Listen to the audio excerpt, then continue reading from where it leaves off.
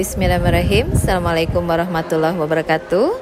Perkenalkan, nama Ibu Dewiana Fitriani.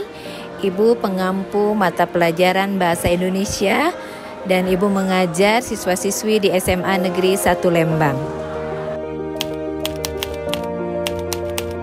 Jabar Masagi itu adalah program yang memang sebelum COVID ya sudah kita kenal. Saat itu kita implementasikan salah satunya ke dalam pembiasaan di kelas. Misalnya bagaimana cara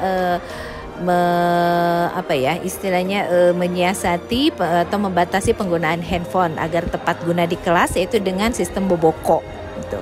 Kemudian ada pandemi dan sekarang dengan penerapan kurikulum merdeka itu ternyata 4 niti itu dalam Jabar Masagi itu ternyata adalah implementasi dari profil pelajar Pancasila yang 6 itu gitu. Jadi kedua-duanya bisa kita terapkan dalam pelaksanaan kurikulum merdeka melalui program-program unggulan SMA Negeri 1 Lembang gitu sih.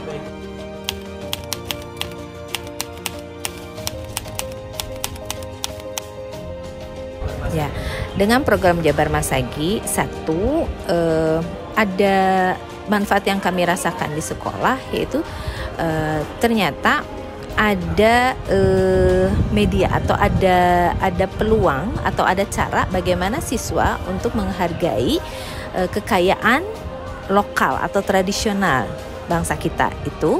Kemudian yang kedua, di sini ada kesempatan yang besar melalui program Jabar Masagi untuk pembentukan atau pemulihan karakter siswa setelah kita pembelajaran selama masa pandemi begitu.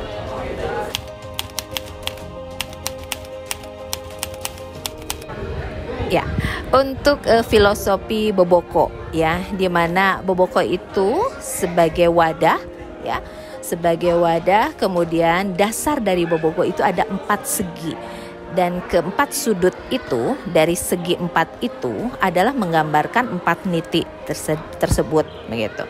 Nah, itu kita gunakan filosofinya itu sebagai wadah untuk menunjukkan bahwa ujung dari Jabar Masagi itu adalah kebagjaan, kenyamanan, dan bagaimana dari filosofi Boboko itu bisa menjadi kenyamanan dalam pembelajaran di sekolah atau di kelas, baik nyaman bagi guru maupun siswa.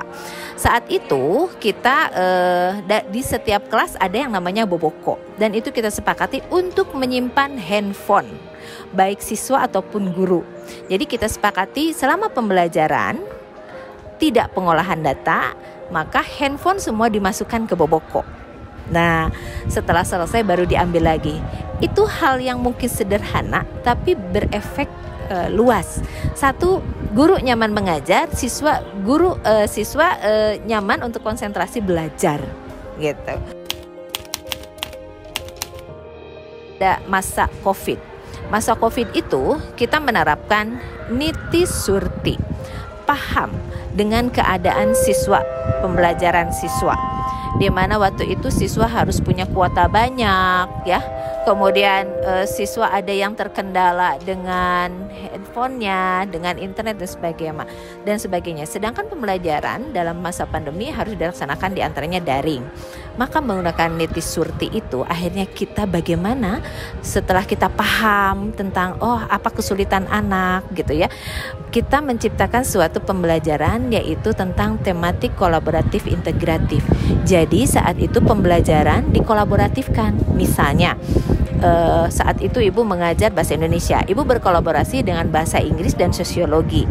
Jadi daring itu sekali masuk 3 mapel, dan anak itu tugasnya hanya 1, tapi sekaligus dapat nilainya 3. Itu dari niti surtinya. Kemudian niti buktinya kita sampai sekarang menggunakan pembelajaran tematik kolaboratif integratif, dan ini ternyata bisa memahami kesulitan siswa maupun kesulitan guru dan kesulitan masa pandemi saat itu.